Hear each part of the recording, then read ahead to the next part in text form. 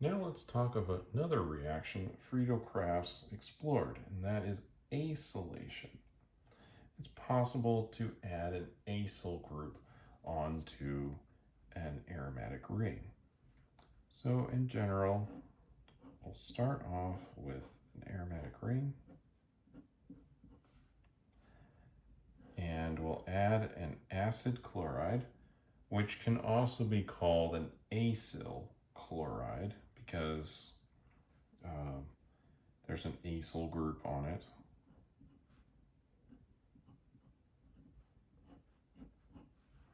And we'll use our same aluminum chloride catalyst.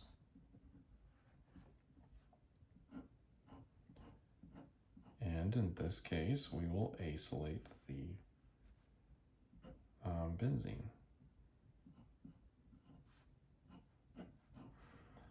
And this will generate one phenyl, butan, one one, since this is the priority carbon. Now, I mentioned that this is also called an acyl chloride, and that is simply because an acyl group looks like this, where we have this part right here, not the other part that connects to something else, but this part is an acyl group. So that's why we call this acylation, because we're adding this group onto the ring. Similar mechanism to what we've seen before. Starting off with the catalyst, aluminum chloride.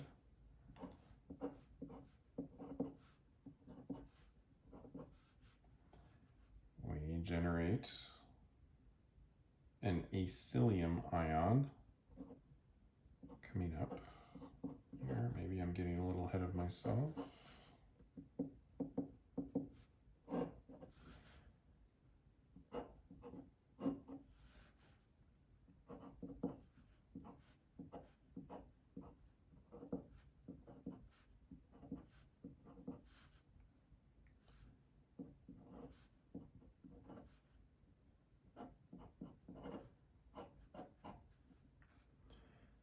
So we have this intermediate that we should be familiar with. Next we'll have the heterolysis, so this bond between the chloride and the acyl group will break.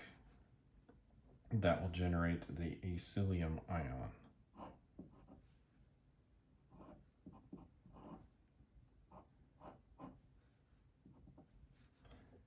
Which does have a resonance form.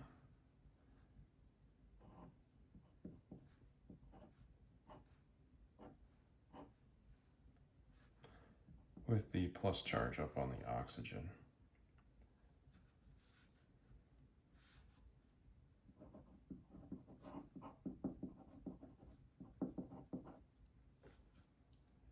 Now from here,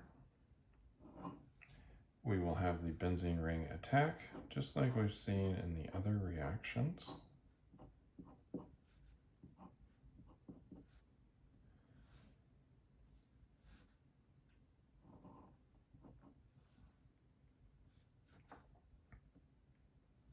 I suppose I should have drawn this where one of the double bonds was, but we do have a resonance structure there, so it's really okay.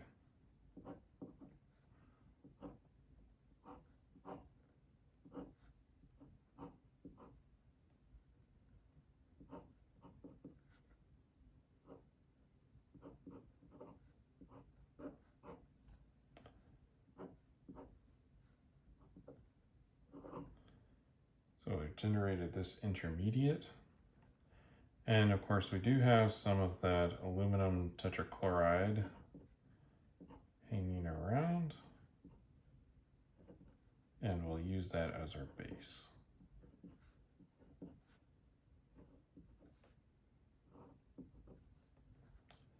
And then this will generate our product.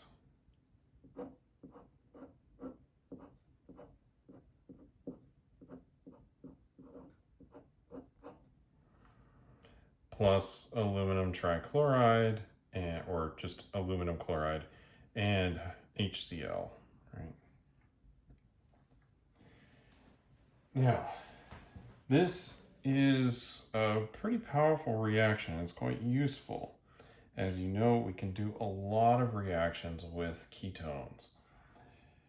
And it's quite nice to be able to add whatever alkyl groups we want on here, or acyl groups.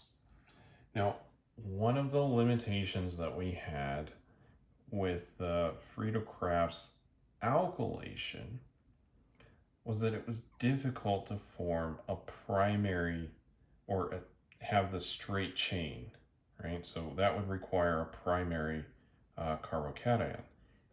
In the case of Friedel-Crafts acylation, there's almost no possibility of a rearrangement. And so we're going to get one product out.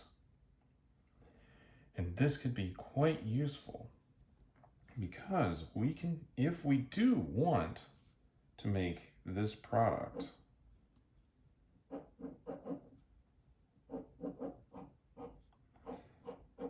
the minor product from the alkylation, just like so, then we could actually do the Friedel-Crafts acylation and then do one of those Wolff-Kishner reductions or Clemmensen reductions or possibly Raney nickel, depending on what other substitution we have. And if we were doing Raney nickel, we would want to keep the reaction conditions fairly mild. But we can make this straight chain, and only that straight chain, by first generating the acyl group. And then again, we use one of those reduction methods, Wolff-Kishner, Clemmensen, Raney nickel. That will allow us to avoid rearrangement.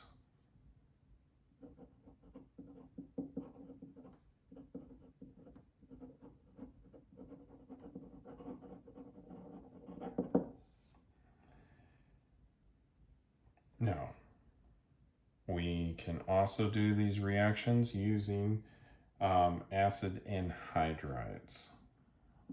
So, just like we talked before, many of the reactions that you can do with an acid chloride, you can also do with an acid anhydride. This reaction is one of those.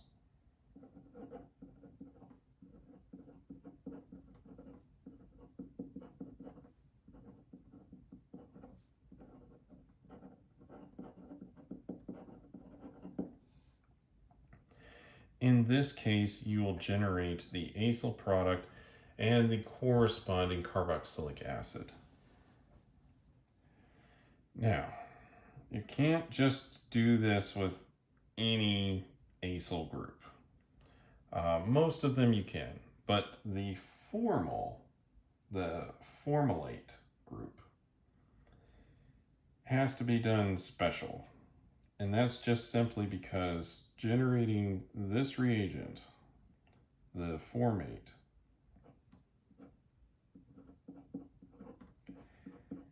has to be done in the reaction. This is very reactive. And so we'll have to generate that as part of our reaction conditions, or in situ.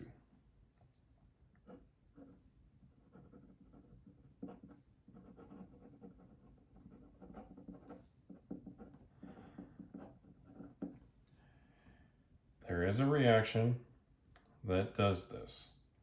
It's called the Gattermann or Gattermann-Koch formulation.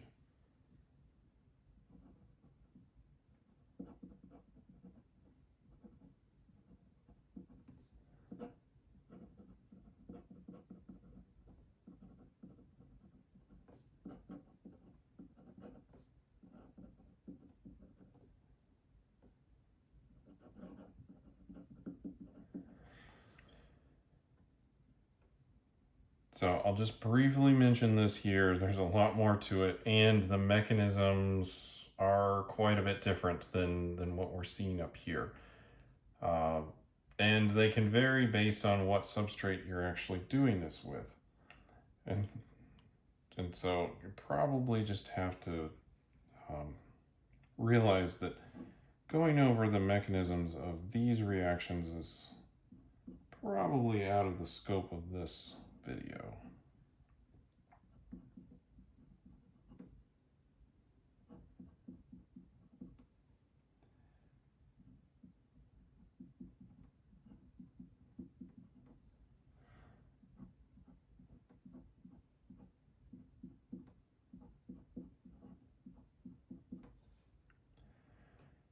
So you can use hydrogen cyanide, some hydrochloric acid. You'll still need a Lewis acid, such as aluminum chloride or iron 3 chloride, one of those.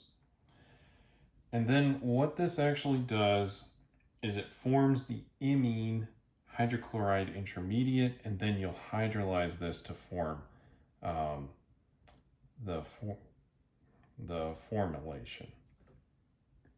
Now, working with hydrogen cyanide is not the best reagent to use. It's a gas, it's toxic. So what people generally will do is use zinc cyanide instead.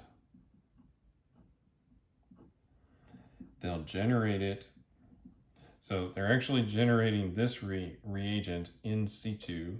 So we add HCl to the zinc cyanide. That will generate some hydrogen cyanide, and then the reaction can proceed. Now, this is the Gattermann variation. Gattermann-Koch variation uses carbon monoxide. Now, if you're doing this reaction on an unactivated ring or a deactivated ring, say this has some electron withdrawing groups on it or just benzene in general, you will need to run this under very high pressures of carbon monoxide, 100 atmospheres or more. So